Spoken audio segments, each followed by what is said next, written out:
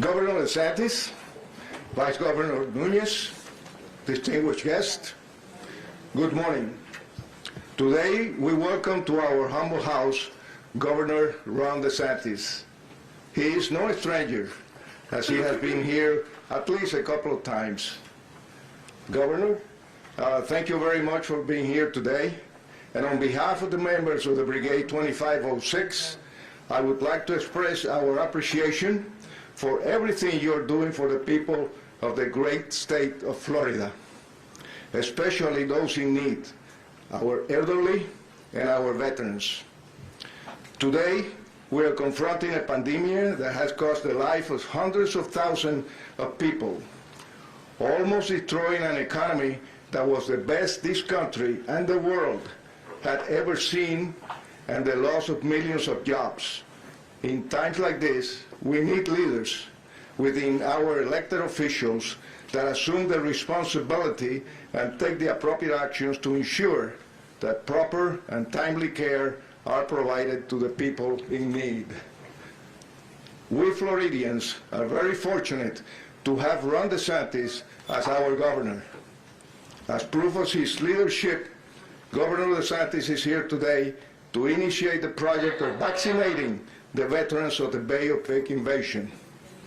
Governor, we are grateful for your effort, proud of your record, and thankful for your visit today. Ladies and gentlemen, it is my distinct honor to present to you Governor Ron DeSantis. Well, thank you. It's so good to be back. Jeanette and I were talking about, I think the last time we were here was during the campaign when we did the Lieutenant Governor announcement, and it was packed to the brim, and there were a lot of people outside that have different opinions. So it's great to be able to be back and be able to make a good announcement about some of the things we're going to continue to be doing with the vaccines. I would be remiss if I didn't, as a proud Floridian and a proud native of the Tampa Bay area, just to say that when you win a Super Bowl with a 43-year-old quarterback coming in who has a pretty doggone good career up to this point, and you do it on your home stadium, and you do it against the defending champion, it was really, really exciting last night. And the defense, but there's all kind of great things, coaches, all that. But had Tom Brady not decided to come to Tampa Bay, they would not have been hosting the Lombardi Trophy. So my hat's off to them. And I think the two greatest team sports achievements in the NFL history are the undefeated Dolphins and Tom Brady winning a 7th Super Bowl at the home stadium at age 43. So not bad for the state of Florida, especially when you consider all 4 major sports had a Florida team in the final game. We won the Stanley Cup, obviously the Super Bowl. NBA had their finals, and then also Major League Baseball. So it's really, really good. It's also good to be here at see the Bay of Pigs Museum, members of Brigade 2506. The fight against communism was, and still is, a noble cause, and when Cuba fell to communism in 1959, too few were willing to recognize what this meant, the destruction of a once proud island nation. Members of Brigade 2506, though, refused to stand idly by and allow their country to be imprisoned by a communist dictator. Now, the Bay of Pigs occurred nearly 60 years ago. The men who took a stand against communism have been vindicated by history. Just look at Cuba. It's an impoverished, backwards tyranny. And also you look around the Western Hemisphere, those countries that embraced Marxism, Leninism have witnessed calamitous results. And we see that every day, particularly in the socialist dictatorship of Venezuela. Meanwhile, as Cuba has suffered under the yoke of communism, the veterans of the Bay of Pigs and many other Cuban exiles have lived here in South Florida in freedom, and they and their families have served as the backbone of this community in Miami for decades. And just compare the success that we see down here in South Florida to the impoverishment and the disaster that we see in places like Cuba living under communism. So Cuba's loss was our gain. These are veterans that we really appreciate. And when we did the vaccine to do seniors first, The primary reason to do seniors first, because seniors have been the most vulnerable to COVID-19. And so it's an evidence-based decision that if you can vaccinate the vulnerable people first, it doesn't mean that someone that's younger and healthier is not going to get it if they're not vaccinated, but it does mean that you are going to reduce the number of people going into hospitals, and you are going to save lives. And so that's why we put seniors first. But I also said we put seniors first just from the point of view of these are our parents and grandparents. These are the people that we draw inspiration from. 2 weeks ago, I was able to witness a vaccine for a World War II veteran that was 100 years old. Had done a lot in his life, and we very much appreciate it. Last year, to initiate our Homebound Seniors program for vaccination, I was able to go to the condo of a Holocaust survivor who was 85 years old. And so today, we are expanding the Homebound Seniors program. Now, we obviously have some seniors, some veterans that are here, but what the brigade did when Senator Diaz and some of the other folks reached out to us when they saw us, what we were doing with some of the veterans and with the Holocaust survivors, hey, could you expand this? Can we go visit some of the homes here in Miami to be able to help with the Bay of Pigs veterans? And we said absolutely, we would do that. And so we are inspired by folks that have been willing to stand up and fight for freedom. We understand that they were on the right side of history. So we'll have 3 done today right here, and we have Ellie Cesar, who joined Brigade 2506 at 23 years old. Raul Vallejo joined the brigade at 18 years old. And Rigoberto Montesinos, who joined the brigade at 22. And all 3 were captured by Castro's forces and spent 20 months as POWs before their negotiated release in December of 1962. And so we're really honored to be able to have them get the vaccine here today. We will also have other Bay of Pigs veterans and their spouses will receive it in the comfort of their own homes as part of the pilot project to be able to bring vaccines directly to seniors in their home, and I'm really excited to be able to do this. We also are continuing to make more progress in terms of vaccine availability. We got 307,000 for this week that ended, I guess today, because we get the new ones later today or tomorrow, and we're going to actually get almost 330,000 for next week. So that's something that's really, really good. We also, because we have some more vaccines that we can put, we're going to do an additional site in Miami-Dade County for underserved neighborhoods. And we're going to announce that within the next day or two. But we're going to try to do 200 seniors a day, 7 days a week, in an area that may not have as many people that have been vaccinated. And that'll be something that'll be very, very important. We also have two major drive-through sites, Marlin Stadium and Hard Rock Stadium. We just doubled the lanes at Hard Rock Stadium. And we're also looking to be able to expand into Miami-Dade County the retail pharmacy program. So we had worked with some of the state's allocations with Publix.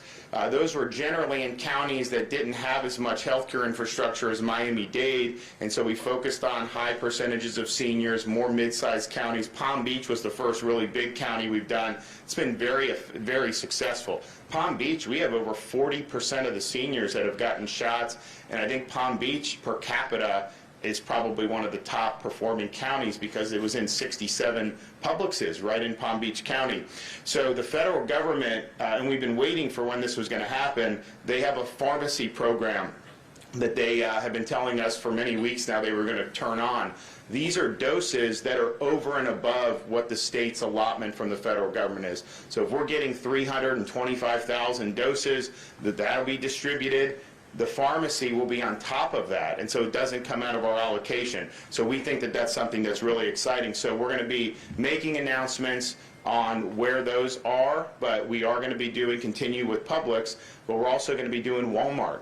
which is something that's in a lot of communities. And actually, there's some communities that don't have a Publix, but they do have a Walmart. And we're working with Walmart to be able to make the announcements. But clearly, because we did the Publix in some of the smaller or medium-sized counties and didn't get it into Dade, we're definitely going to get retail pharmacy into Miami-Dade County. So we'll have an announcement on that, but I think that's another way where seniors will be able to access the vaccine. We're about 1.5 million reported seniors have received at least one dose. We're about 3 million total doses that have been administered. Of course, the reporting's lags on this by many days, so we're probably well over 1.5 million seniors, which is, we're a third or more of the seniors in Florida have gotten one shot. And of all the vaccines that have been administered, we're close to 75% of all vaccines that have been administered have gone to senior citizens. That is prioritizing the right groups. That is focusing on where the risk is.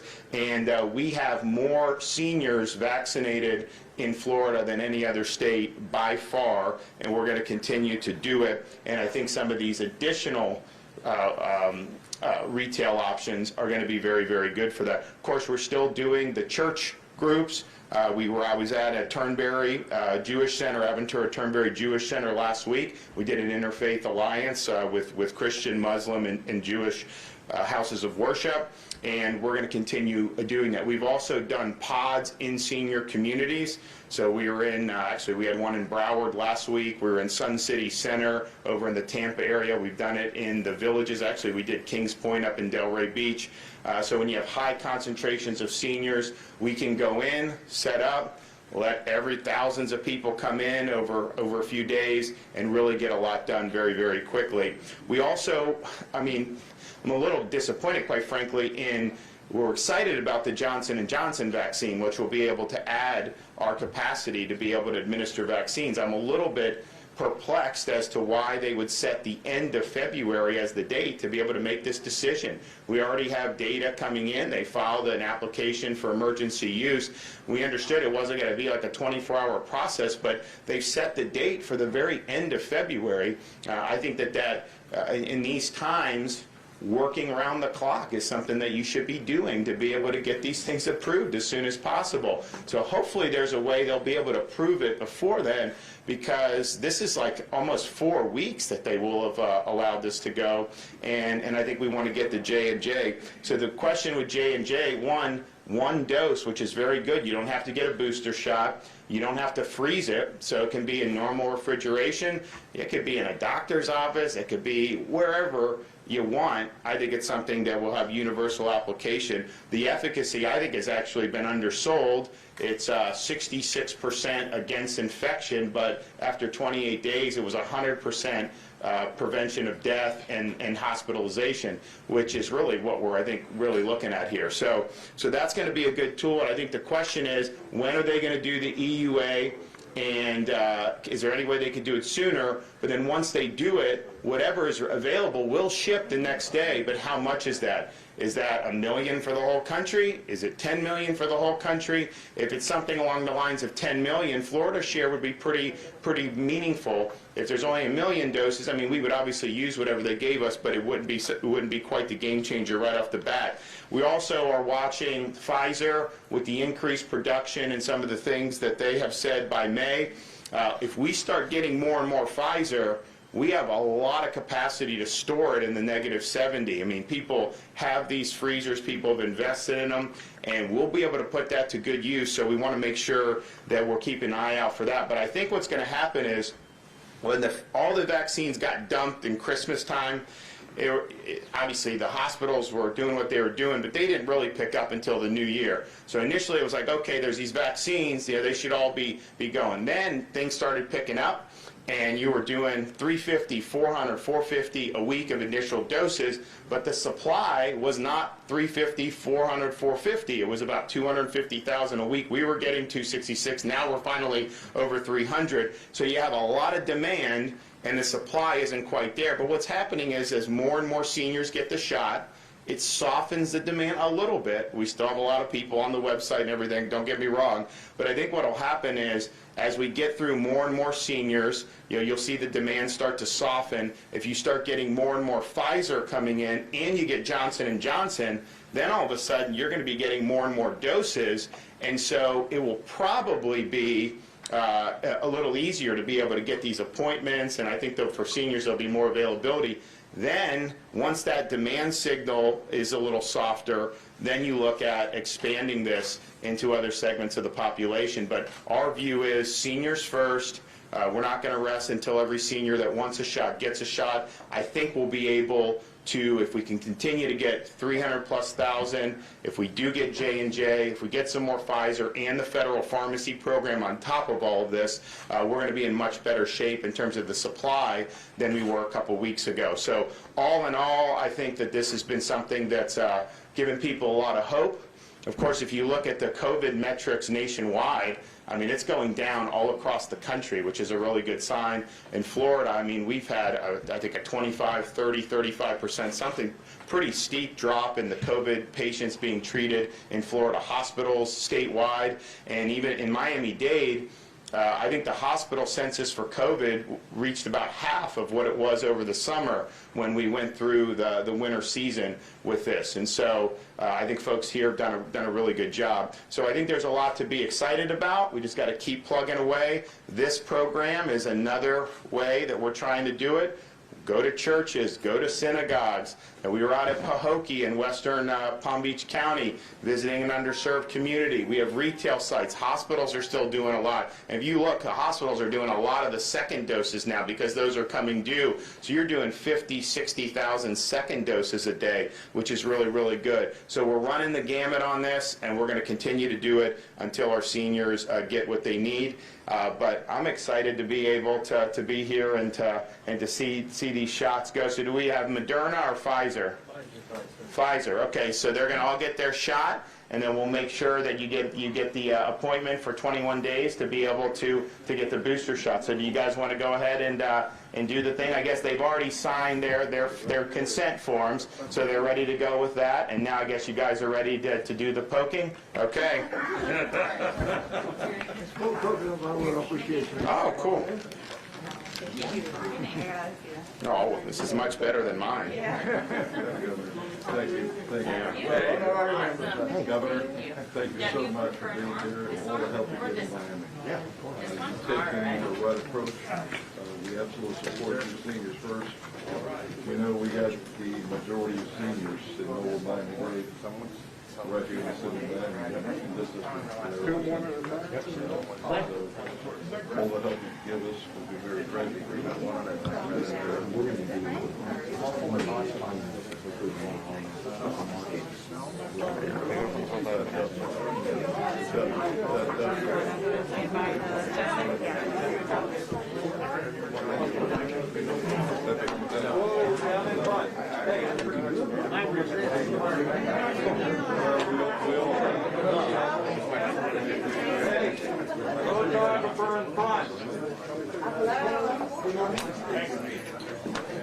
Hey guys, you gotta sit down in front. We can't see. Man, got the girl here in the way. Hello. You guys gotta sit.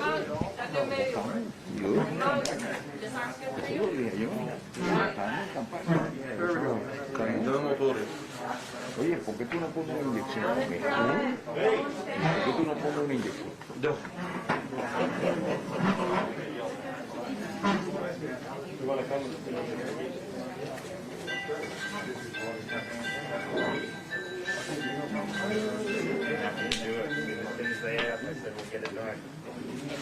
Okay, you ready? No problem. No, that's what these guys are handling a lot more.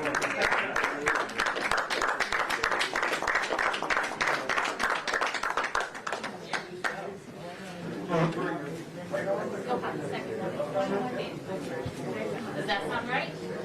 Sound good? Okay. I'm going to go ahead and sign this. This is Sandy.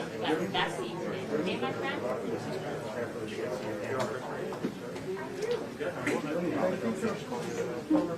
Your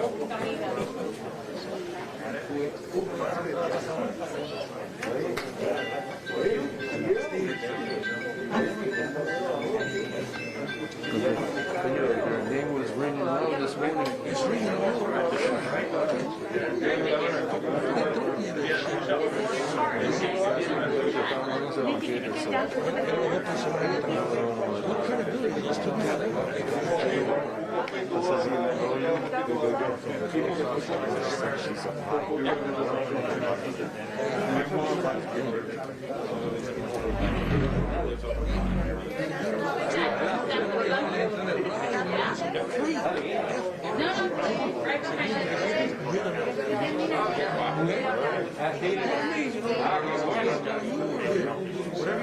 Yo te voy a quedar arriba, seguro. En a couple of weeks.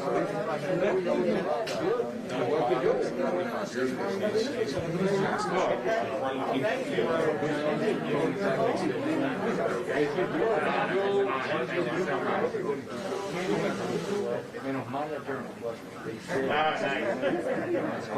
Next shot, no problem.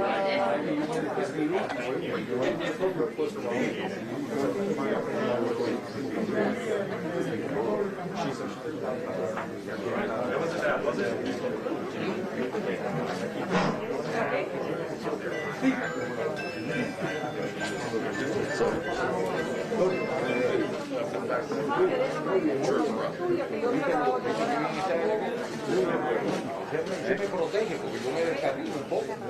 Solo para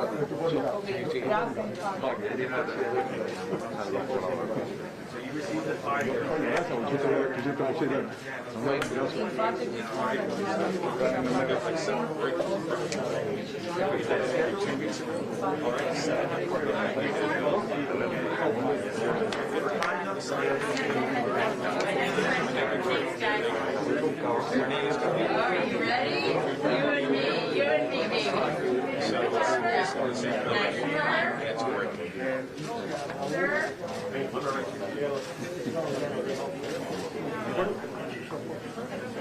Sir, in the middle?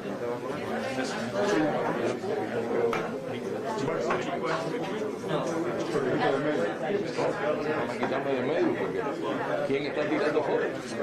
Yes. Por. There you go.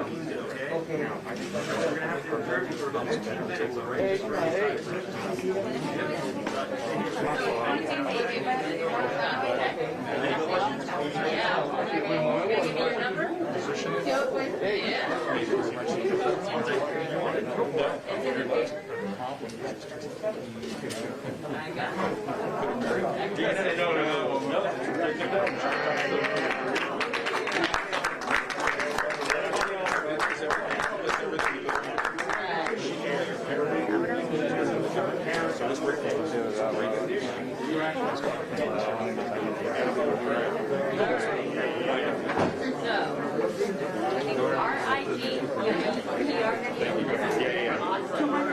So we already have you saw 3 shots. It's great. They're already in the field visiting the seniors in their homes, the Bay of Pigs veterans and their spouses. So we really appreciate it. I also want to thank all the folks here. We got Vance. We've got Rizzo, Diaz. Where's Manny Diaz? Isn't here? No. Okay.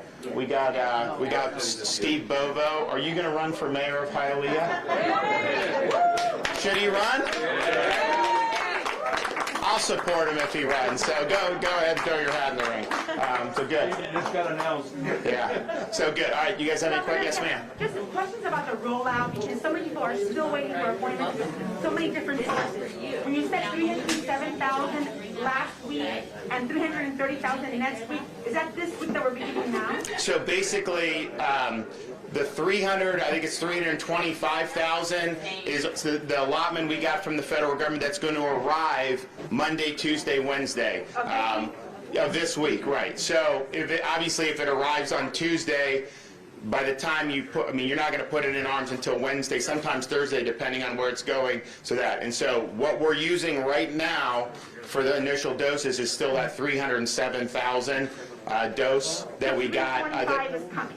325 is going to be here Monday, Tuesday, Wednesday, and throughout that time period. And one more, you said 200 seniors a day. Are those new homebound seniors countywide? Oh, so on the underprivileged neighborhood one, that is specifically bringing in, so it'll be probably a pod into a community that has not had as many access to vaccines. We've tried to get at this with the churches and some of that other stuff, but what we found is, look, we were in Pahokee, we did it, it was really good, so we said, let's just try to get some more. So Miami-Dade's going to be one, and we're going to do a few more throughout the state, so we'll have those details announced in a minute. Yes, sir. Governor, on the UK strain, has there been any discussion about allocating some of these vaccines to parts of the state where we're starting to see a growing number of this strain? That's something that the former commissioner has kind of flouted as maybe being done in Southern California or in parts of Florida. So in terms of the strain, I mean, I think that, look, obviously this is a dynamic situation. You've got to be able to make